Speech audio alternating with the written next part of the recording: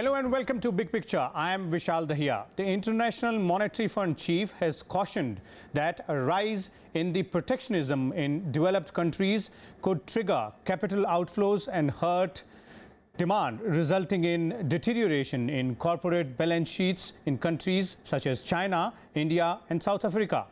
IMF says emerging market economies have become more resilient, but the rise of an abrupt tightening of financial controlling and increased protectionism now pose new challenges for the policymakers.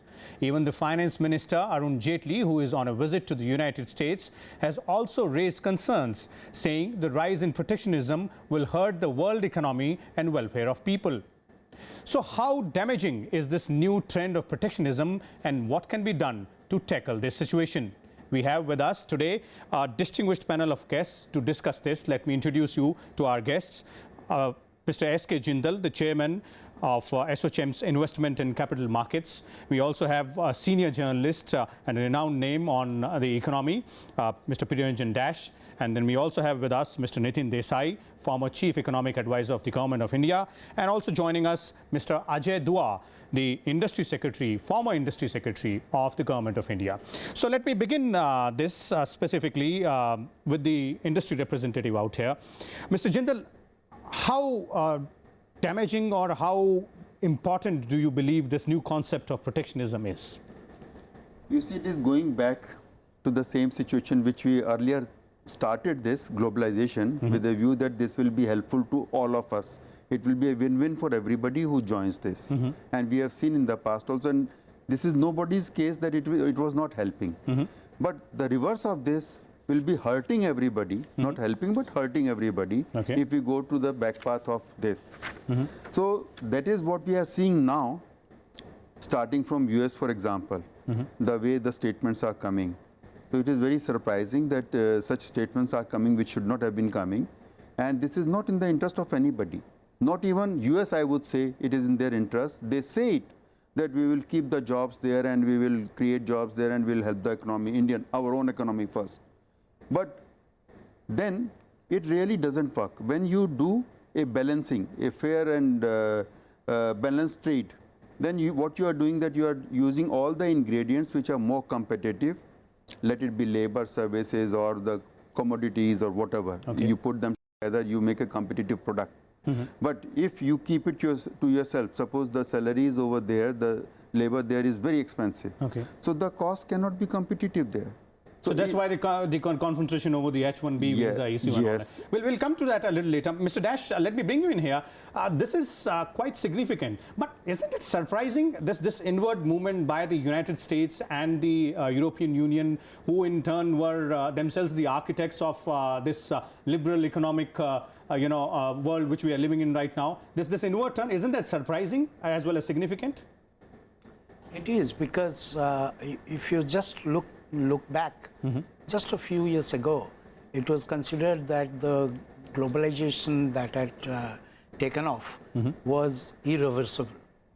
And so suddenly we seem to be in a world where globalization is on reverse gear and protectionism is on the rise, and multilateralism, which is very important, and as Mr. Jindal was explaining, it is free trade, free, fair, rule-based trade that is supposed to be in the interest of global growth, economic growth, higher wages, and lower prices for consumers. So it's a win-win situation for all. But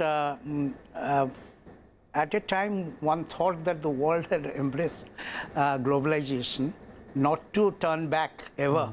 Now you see tendencies, be it Brexit or post-Trump in US, where people are getting back to pre-World War II kind of protectionist regime, where each one, be it America first or Australia first, these kind of things, that is now the tendency one sees. quite dangerous. And to the look at. entire process of Brexit and the French presidential elections Absolutely. also, you know, kind of Yes. turning it out to be a tipping point for the globalization. Let me bring in Mr. Desai. Mr. Desai, you've been a former chief economic advisor to the government of India. As Mr. Dash was pointing out, globalization was considered to be a win-win situation. Rather, it is still considered to be a win-win situation. Then, again, this almost similar question. Why this inward turn? Why this change of heart by those who propagated the idea?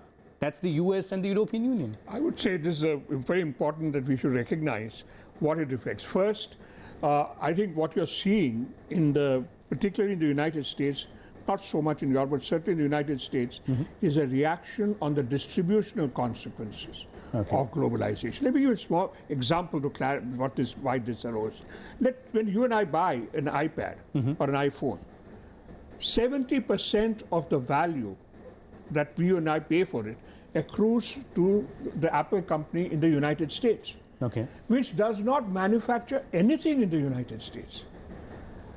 What goes to the people who manufacture it in China, Malaysia, Taiwan, etc., is 30% of the value. But the 70% which goes to the United States goes to a limited class of people who are involved in the marketing, the financing, and the intellectual capital. The people who lose out were people who would otherwise be workers there. So in that sense, it's not that the US GDP has been affected that much by it, but the distribution of that GDP within the US is, which is what has led to this populist upsurge. Second, the core of the globalization was the disaggregation of production, what we call global value chains. Look, Apple did this because it was cheaper to manufacture the phones in other places. Now that is slowly getting into reverse, in the sense that with automation, etc., the advantages of outsourcing in terms of cost is coming down. Already, 2 of the Reebok plants have shifted back, because the advantages of the outsourcing are coming down. So let us be very clear that the reaction that you are seeing there is not just something which is just an immediate thing. Let me add one more thing. So it's not a knee-jerk reaction, that's what you're saying. Second, it has been built up over the period of time. We are focusing very much on manufacturing, outsourcing of manufacturing. What is going to hurt us hard is the attack on services. And we are seeing this in the H-1B visas. Let me give you a small example, not a small, big example. According to my information, the rules on H-1B which are now being contemplated, they say that we will be particularly strict on H-1B visas for companies where a large proportion of the workers are H-1B and where a large proportion of the workers work outside the company. But not on companies which are going to use them. So if Google wants an Indian engineer, it'll be easier for them than if TCS or Infosys wants to take an Indian engineer there. Indian engineer. We'll come back to the services part of it. Let's first stick to the industries, and we also have with us former Industry Secretary of the Government of India, Mr. Ajay. Mr. Ajay, as Desai ji was pointing out, that it's not a knee-jerk phenomena, one, and two, this seems to be happening because the benefits of the globalization are not evenly distributed in specifically those countries who propagated the idea itself. Is that seemingly a true, or rather a true picture emerging out of that? I think the stress in the developed economies, which were the proponents of free trade, had certainly been building up over time. Examples were given about the manufacturing of smartphone, etc. That is, I think, a very realistic picture, that the people who were losing out were the actual workers in the manufacturing industry there. They were finding themselves at the receiving end of this change in this entire global supply chain. If you recall that almost every presidential candidate in the last 5 elections in the US has recognized that during his campaigns. But once they were elected, they probably did not pay much heed to what they had raised. Or rather, it was not politically prudent for them as politically prudent it is for Mr. Donald Trump. I don't know about that. I would say that Mr. Trump is following up on what he believed in and the issues which he had raised during the campaign. And that is where he is now started putting into action some of those things which he had promised. The H-1B visa issue, which was just by Dr. Desai, I think has to be looked at in that light. It has not come suddenly out of the blue. The issue had been agitating the minds of the policy makers. No change has so far been made. The president has only ordered a review of the position. Okay. What might happen certainly has the consequence, and I would say a significant consequence upon the well-being of the Indian IT companies operating in the US, particularly 2 or 3 companies which have already been named Okay, by the Labor Department. that's one part of it, Mr. Ajay. Let me bring in Mr. Dash out here.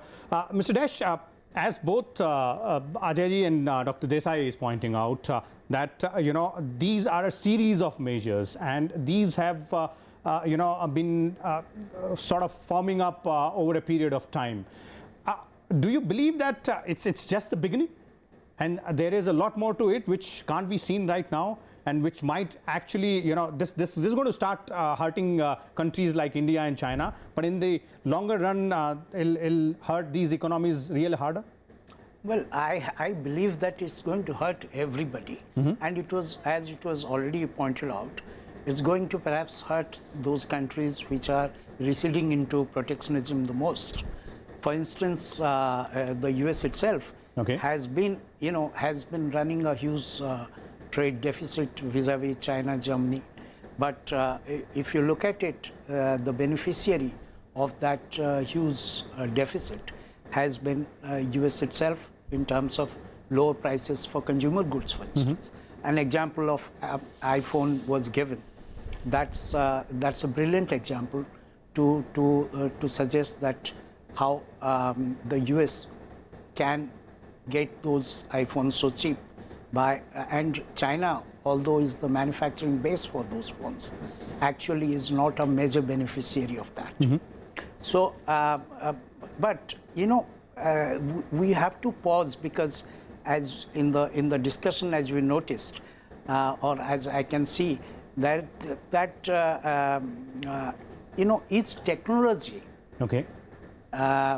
trying to set this process of globalization on reverse gear is a question that one has to ponder. Because that's quite an important one. And how do you say so?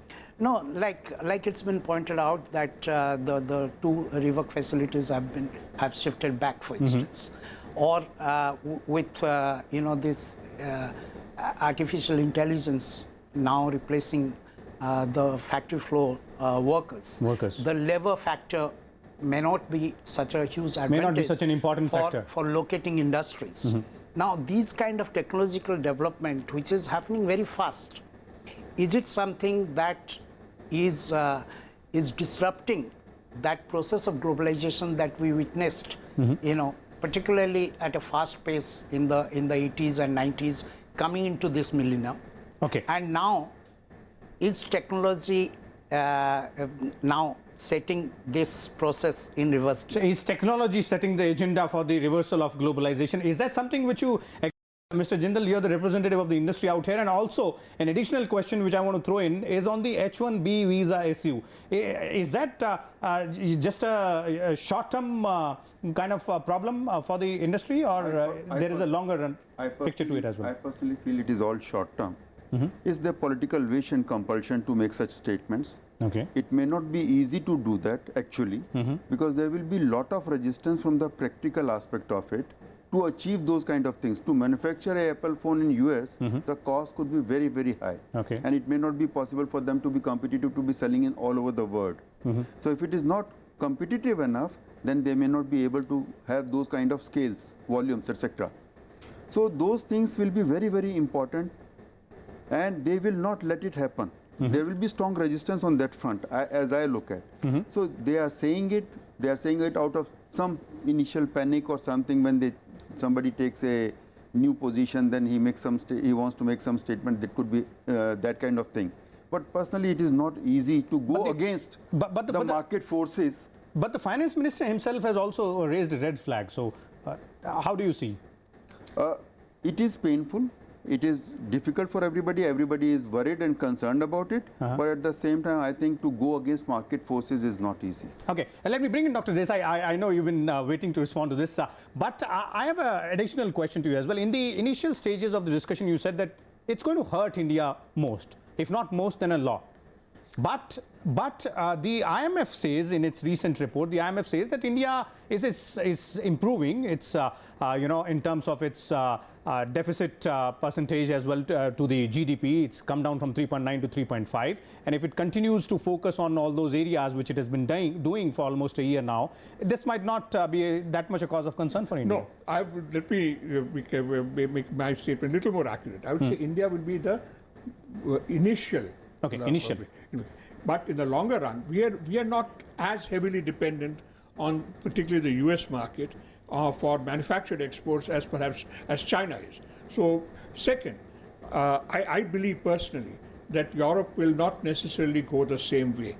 Because remember this, Germany, people keep talking of the Chinese trade surplus. The German trade surplus is larger. Even with the United States. So they are great beneficiaries of an export-oriented economy, etc. Second, if I may be permitted a brief political projection, judging by the current French results, it's very likely that the next president will be somebody who remains a moderate, open market liberalizer rather than almost the exact opposite of Trump. So that's a silver lining for economies like India and China? Third thing is, I think it's in any case highly desirable that much of our manufacturing growth should be based on the growth in domestic demand. What we will have to do is to be realistic about the overall growth rate. We had that 8-9% growth rate at a time when our exports were growing at 18-20%. Be realistic about what you can aim at if your exports won't grow at 18-20%, but may grow at say 10-12%. In which case, fine, we may not be able to get 9% growth, but we'll still get our 7-8% growth with domestic demand. And the potential for domestic demand growth in India is huge. You take affordable housing, you take the expansion of FMCGs into rural areas, you see the huge unmet needs for education and health services. So I would say in the longer run, even medium run, I'm not worried. I'm happy that we will start focusing on domestic demand growth. So that's another way of looking at this entire picture. The glass is half empty, is not half empty for you, it's half full. Mr. Dash, you've been, having a look at the entire economic policies and how Indian economy has grown for quite some time. How do you respond to Dr. Desai that, just ensuring a respectable growth rate is something which might keep us safe and focusing on the domestic demand as well? See, we've always been focused on the domestic demand because we've been a very small player internationally. And we have only been integrating with the global economy in recent years. And our integration is that too on the IT complete. front. Yes, I mean, some of the even if you look at the services trade, then in terms of our export-import profile, we are still a net importer of services. Because in IT services, perhaps we are net exporters. But if you look at the entire spectrum of services, then we are a net importer of services. So we are neither the manufacturing, what you call the factory to the world, nor are we the service center to the world. So even in terms of capital inflows, we are not very highly dependent on the global economy. So that is the reality of the situation. Now, there was a globalization trend that was apace, and we had to be willy-nilly part of it as we were integrating. If that process is reversing, then we hadn't reached the full house yet. We are halfway through. We hadn't had the entire benefits of the globalization. We didn't have the benefit, neither did we have the adverse consequences of globalization so much as some of the other economies, might have. So in time, if that is a reverse of the trend, perhaps we will be safe to that extent. That is one. So we can easily retract our steps and take a safer route. Because as I was pointing out, I think that technology is a major factor now causing this reversal in the trend, because free trade is all about comparative cost advantage. Now, comparative cost advantage relates to the factors of production. Factors of production, if technology enables a traditional economy which is not at an advantageous position with regard to a factor of production 1 or 2 or 3, and acquires that advantage because of the technology development, then it could afford to stay out of globalization and grow. Okay. So then it's possible. Mr. Ajay, I would like to bring you in here. Do you agree with what Mr. Dash and Dr. Desai are saying, that it is possible for India to tackle this reversal of the globalization trend? It's not that difficult for us, and we might just be impacted in the initial stages?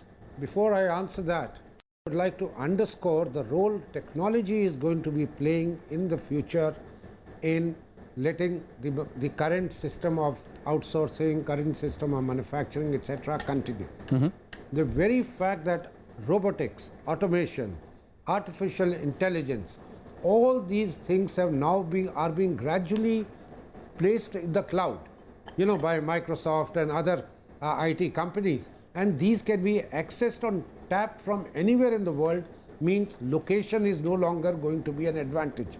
So unless our IT software industry, which today was a service provider to the world or to the US, embraces technology of this kind, the cutting edge technology, it was going to lose out in any case in the future.